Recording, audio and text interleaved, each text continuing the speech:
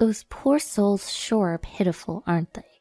Lisa, the disdainful daughter-in-law, never misses a chance to look down on me with scorn, even though she's a grown woman in her 40s.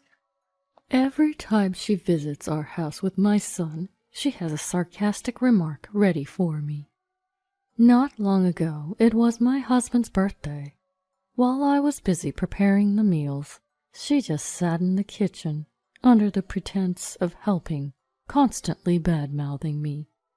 However, whenever she'd see my son or husband, she'd quickly change her tone, take some food I prepared to the living room, but then quickly return to her jabs. But when she's in front of my husband and son, Lisa suddenly turns into the perfect daughter-in-law. It's as if she's putting on a show of how considerate she can be. In their presence, she'd offer to help me and chat with a bright smile, oozing charm. Who could have imagined that this two-faced nature of Lisa would ever be exposed to my son and husband? You'll learn soon enough that the world isn't as forgiving as you think. My name is Rosalind. I'm 70, but my husband Mateus and I still enjoy our little adventures. Our son Anthony is a 43-year-old office worker, married to Lisa for about 5 years now. Before getting married, Anthony had moved out, and for a while it was just Mateus and me at home. Then, out of the blue, Anthony brought Lisa home, mentioning they were seriously considering marriage. We were quite taken aback, as he had never brought anyone home like that before. Turns out, Lisa's father runs a well-known company, making her somewhat of a princess. One can't help but wonder how my son met someone like Lisa. We live in a small town, and that company is the most popular grocery store in the neighborhood. The company's employees, including, of course, Lisa's father, often shop there, and I frequent the place myself. Anthony sometimes stops by to shop on his way home from work. Maybe their paths crossed there without my knowledge. I haven't gotten the full story, but apparently Lisa's father took a liking to Anthony and initiated the match with Lisa.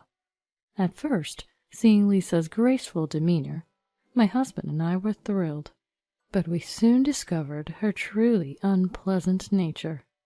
The couple lives just a short 10-minute drive away, so they visit often. Mateus and I love visiting antique bookstores. Upon learning this, Lisa once scoffed, "Why bring home such old junk, collecting trash?" Knowing I like to walk to shops, even if they're a bit far, she'd mockingly laugh. "Can't afford bus or train fare? How poor can you be?" She only spouts these insults when my husband and son aren't around. She's meticulous about spewing venom only when she's certain I'm the sole audience. For instance, when Mateus begins to rave about our antique bookstore visits, she'd gleam, saying, "Old items have a unique charm, don't they? It's fascinating to connect with things lost to time. Such a wonderful hobby." And if Anthony mentions my routine walks to the store, she'd chime in with, "It's nice on the way there, but the walk back is tiring. Yet you walk every single time, Rosalind. You're so health conscious. I genuinely hope you live long." This facade putting on her best face for men and showing her true colors to women is aggravating. Such behavior, especially towards those of the same gender, is highly dislikable. When I was stressed over the dynamics in the neighborhood association, she once quipped, "Why not just charm the men? Perhaps it's too late at your age." Although I have little interest in Lisa's social life, she chatters so much that I inadvertently end up learning about it. Despite being in her 40s, Lisa seems to have no female friends and mostly discusses her relationships with men. Recently, despite Anthony working, she left all household tasks to a housekeeping service. She spent her entire day with young men. Her defense? "I'm currently running a youth development seminar, teaching these young entrepreneurs the ropes of business management." From what I hear from Anthony, she barely understands her own family business, so what could she possibly be teaching these young businessmen? I've been concerned about Anthony's marital life, but considering his age, I felt it wasn't my place to probe. I've always turned a blind eye. Then one day, as I was about to head out shopping, Lisa called. It's quite rare for Lisa to call, so when my phone rang, an uneasy feeling took hold, but I answered. Hello, Rosalind? What are you up to? Probably nothing, right? Her tone, dripping with condescension, made my skin crawl, but I urged her to get to the point. I need you to swing by my house and collect a delivery for me, she chirped. At her sheer audacity, I considered hanging up, but no one to be walked over, I replied. Sorry, I'm headed to the store and then I have a neighborhood association meeting. Please handle your own deliveries. Her mood soured instantly. It's just some old folks gathering, isn't it? Drop that mundane chore and do me this one small favor. I was taken aback. The neighborhood association is serious work. As for your delivery, you should manage your time. If you can't, perhaps ask for a re-delivery. Currently, I'm serving as the vice president of the neighborhood association. Members rotate responsibilities, and this year it was our turn. During our gatherings, we assign roles like president, vice president, treasurer, and etc., and plan community events. I had unexpectedly been appointed vice president, and today was our meeting day. I couldn't possibly miss it for any trivial reason. Somehow, Lisa believed my involvement was due to sheer boredom, and she often insinuated that I was a penny pincher. Now clearly annoyed that I countered her, she lashed out. You could have just come over. I'm meeting friends and desperately want my highly sought-after cosmetics delivered today. Her trivialities weren't my concern, and I wasn't going to keep her precious item. As I reached the store, I tried to end the call. Lisa, frustrated that I wasn't doing as she wanted, snapped. You're so useless. Always busy for someone who claims to have no money. It's pitiful how poor and low class you are. And abruptly hung up. Hearing her say that infuriated me. However, calling back would only take more of my time, which would make me late for the upcoming meeting, so I decided to let it go. Days went by without any apology from Lisa, leaving me contemplating whether to tell Anthony about the incident. Instead, I decided to discuss it with Mateus first. Upon hearing my concerns, Mateus remarked, I thought so. I've sensed that about her for a while, but she's always so charming around me and Anthony. It seemed Mateus had his reservations about Lisa's character, too. He never saw it firsthand, so he was unsure how to address it. What do you want to do, Rosalind? I'll support whatever you decide. I considered our options, with Anthony's well-being at the forefront. If he was content in his marriage with Lisa, I didn't want to jeopardize that. Thus, I decided to keep an eye on things for now and not bring it up. When I told Mateus this, he simply nodded in understanding, suggesting, If Anthony ever has issues, he can always come to us for advice. With that, I decided to write it down in my diary, as I always do. A few days later, Anthony called. Apparently, Lisa's younger sister, Olive, was getting married. He wanted us to attend the wedding. Is that okay? He asked. I always had a good impression of Olive. Unlike Lisa, Olive was sweet and polite. She worked at her father's company, and we'd often chat whenever we ran into each other at the store. She always came to chat with me whenever she spotted me. She came to Anthony and his wife's wedding, greeting us warmly and showing proper manners to all other relatives. It's baffling how different two siblings can be. Hearing about the wedding made me just as happy as when my own son got married. My husband and I nodded in agreement and decided to casually ask our son about his married life with Lisa. Ah, well, he hesitated and then went silent for a while. When I told him he can always talk to us about anything, he responded vaguely and quickly hung up. A few months later, it was time for Olive's wedding day.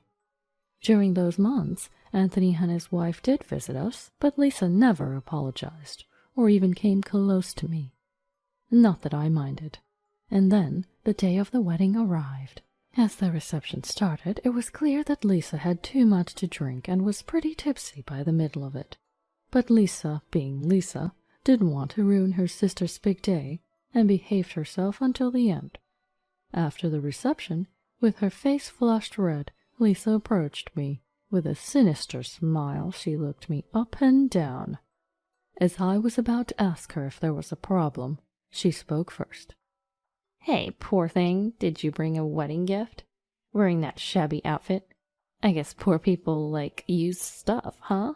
She slurred her words because of the alcohol, but her disdain was clear.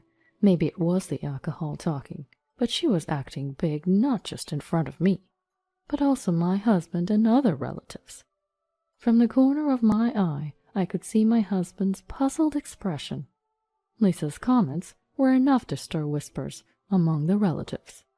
Some stared at her, others looked pale and shocked. But Lisa, undeterred, continued.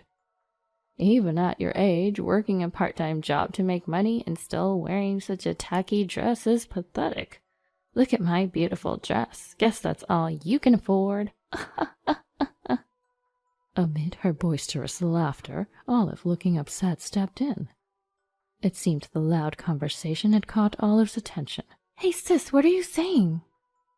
Though Olive scolded her, Lisa for a moment looked guilty, but quickly reverted to her spiteful self. Just look, Olive. That dress looks so old and second-hand. Do you not know? This dress was specially ordered for our wedding.